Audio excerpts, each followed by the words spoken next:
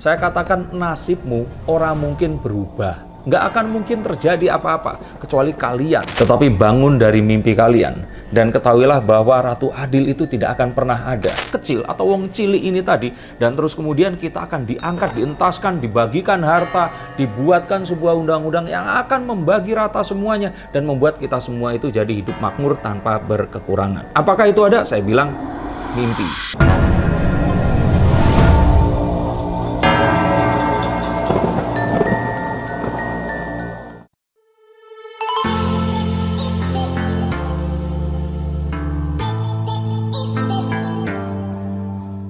Halo Sensikers, kembali berjumpa bersama saya Denny Darko. Tidak ada yang namanya misteri, yang ada adalah tanda-tanda yang kita semua coba untuk mengerti. Kalian tahu mengapa orang Indonesia ini suka sekali ramalan? Karena mereka berharap terjadi satu keajaiban dalam hidup mereka. Contohnya kalian. Nah, sama seperti ramalan dalam kehidupan berbangsa dan bernegara. Mereka semua menunggu datangnya Ratu Adil yang akan membebaskan bangsa Indonesia atau siapapun ini. Kalau dulu tuh kerajaan-kerajaan ya. Yang akan bisa membawa kita untuk keluar dari keterpurukan apa yang terjadi saat ini. Jadi rasanya itu mereka ini nggak mau berusaha, tapi harapannya tiba-tiba ada seorang pemimpin yang adil yang akan mendengarkan masyarakat kecil atau wong cili ini tadi, dan terus kemudian kita akan diangkat, dientaskan, dibagikan harta, dibuatkan sebuah undang-undang yang akan membagi rata semuanya dan membuat kita semua itu jadi hidup makmur tanpa berkekurangan. Apakah itu ada? Saya bilang mimpi.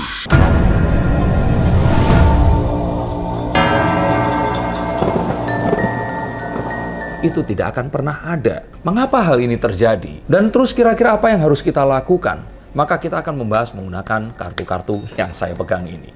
Mengapa saya bilang mau presidennya ini Anies Baswedan yang katanya akan merubah semuanya?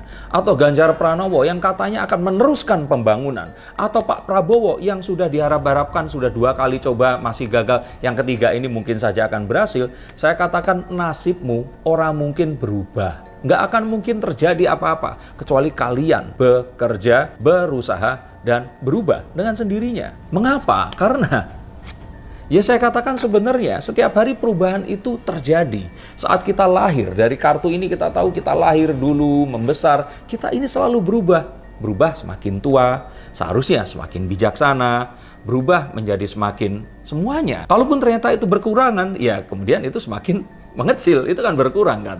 Mas Denny ini ngomongnya kepanjangan. Begini loh, orang Indonesia itu karena tinggal di tempat yang kalau buat orang-orang di belahan dunia lain, kita ini hidup di surga. Karena ibaratnya kita itu nggak nanem pun ada pohon kelapa. Dan saat pohon kelapa itu buahnya jatuh, itu sudah kita dapat makanan dan minuman. Memakan daging kelapa, meminum air kelapanya yang sudah manis dan mengandung banyak sekali mineral berharga untuk tubuh kita. Nenek moyang kita dulu mungkin hanya memakan kelapa sepanjang hidup mereka, dan mereka hidup sampai umur panjang. Bahkan sekarang pun semua makanan kita mengandung kelapa, terutama coba yang suka makan di rumah makan Padang. Maka kita katakan, karena kita itu berharap dari pohon kelapa yang menjatuhkan buahnya, maka dalam kehidupan berbangsa bernegara pun, kita ini berharap Tuhan tiba-tiba akan menurunkan orang itu tadi. Apakah orang itu akan turun? Belum tentu. Lalu bagaimana caranya? Ya caranya adalah kita belajar, siapa tahu orangnya itu adalah kita. Atau kita didik anak-anak dan tetangga kita atau siapapun orang terdekat. Dan siapa tahu orang itu adalah orang yang kita didik tadi. Tapi tentu saja ini harus muncul dari dalam diri kita dulu. Dan menyadari bahwa perubahan itu saat ini memang sedang terjadi.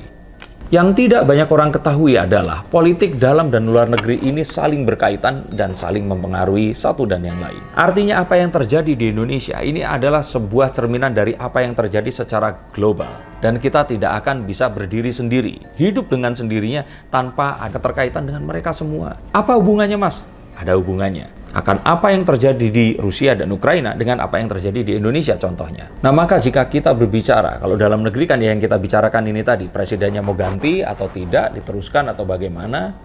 Maksud saya tidak ganti itu Mas Ganjar ya, yang merupakan sebuah kelanjutan pembangunan dari Pak Jokowi dan dengan partai yang sama. Maka di luar negeri kita akan tahu bahwa semuanya ini pasti berhubungan dengan Amerika dan sekutunya. Mengapa seperti itu? Kita dulu tahu bahwa kalau kita melihat jauh ke belakang, negara-negara di seluruh dunia tadinya itu hidup damai dengan diri mereka sendiri di negara mereka sendiri.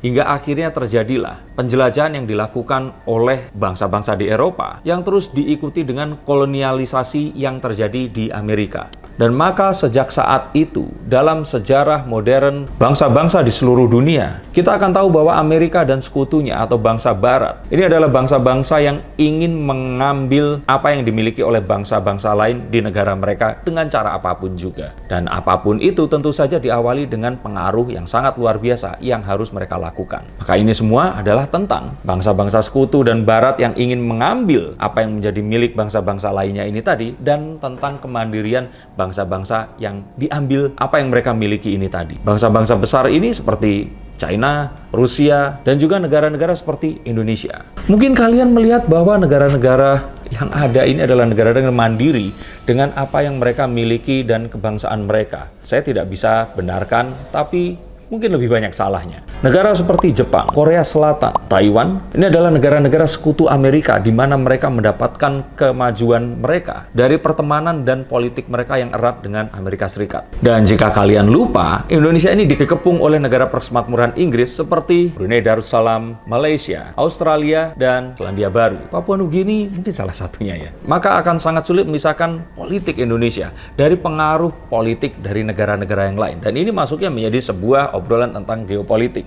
Maka jika kalian lupa, sebelum Pak Jokowi, kita sangat mesra dengan Amerika karena Partai Demokrat yang digawangi oleh Pak SBY ini memang terafiliasi dengan ideologi politik, dan yang mana ini berubah saat Pak Jokowi terus kemudian naik tahta. Dan seperti diketahui, negara kita ini dalam tanda kutip jadi sok-sok pengen mandiri. Dan karena negara kita negara kecil dibandingkan Amerika, dan tentu saja kita takut kalau kita tidak punya backingan, maka terlihat kita lebih mesra kepada China dibandingkan Amerika. Dan tentu saja ini membuat Amerika tidak suka. Maka yang kita lihat kemudian adalah Amerika yang berusaha untuk merebut apa yang kemarin mereka miliki, yang mulai diambil alih oleh negara Indonesia. Dan mungkin tanpa kita ketahui, ikut ada di belakang membiayai orang-orang yang mungkin akan bisa menjadi penerus berikutnya, asal bisa merubah pemerintahan yang ada dan bisa lebih mesra kepada Amerika Serikat seperti dulu lagi. Saya kira tidak perlu kembali ke masa lalu untuk tahu bahwa Pak Soekarno sendiri digulingkan oleh siapa. Dan kita tahu setelah itu kita mesra sekali dengan Amerika dan sekutunya. Nah, maka sebenarnya akan sangat mudah untuk melihat bahwa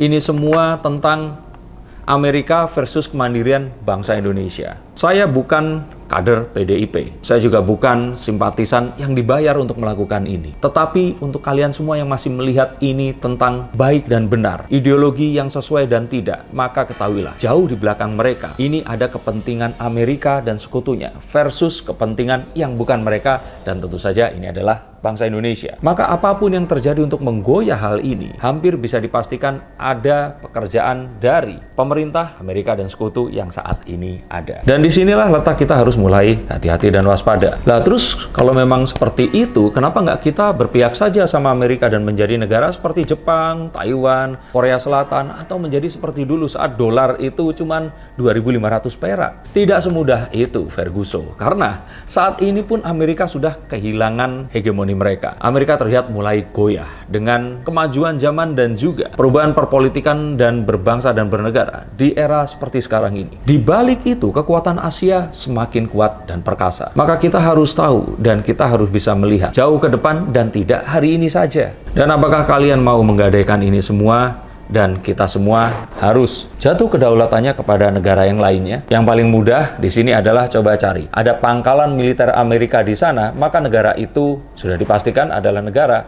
yang kedaulatannya pasti sedikit atau banyak akan disetir oleh Amerika. Maka saya katakan tadi akan sulit untuk berubah, kecuali kita memang mau berubah.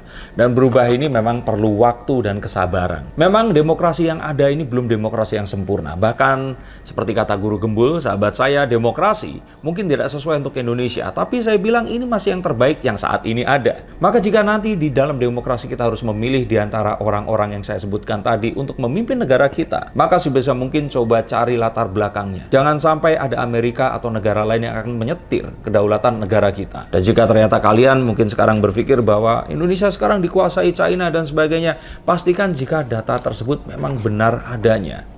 Karena terkadang hal tersebut bisa jadi digaungkan atau dilemparkan oleh orang-orang yang merupakan musuh atau berseberangan dengan kepentingan bangsa kita dan berusaha untuk memecah belah dengan isu tersebut tadi. Tapi tentu saja, negara manapun tidak akan mau membantu dengan sukarela dan mereka pasti menerapkan harganya. Tetapi bangun dari mimpi kalian dan ketahuilah bahwa Ratu Adil itu tidak akan pernah ada. Satrio Piningit itu adalah orang yang kita ciptakan. Maka mungkin kita akan bisa sedikit demi sedikit kita akan menuju ke jalan yang sebenarnya. Dan Satrio Piningit itu akan muncul. Tidak hanya seorang, tetapi dalam jumlah yang banyak. Dan ini bisa dikaderkan. Maka munculkanlah jiwa Satrio Piningit di diri kita dan orang-orang di sekitar kita. Dan pastikan kita akan berdiri di kaki kita sebagai bangsa yang mandiri dengan perbedaan sebagai kekuatan di atasnya. Terima kasih, sampai jumpa, dan salam.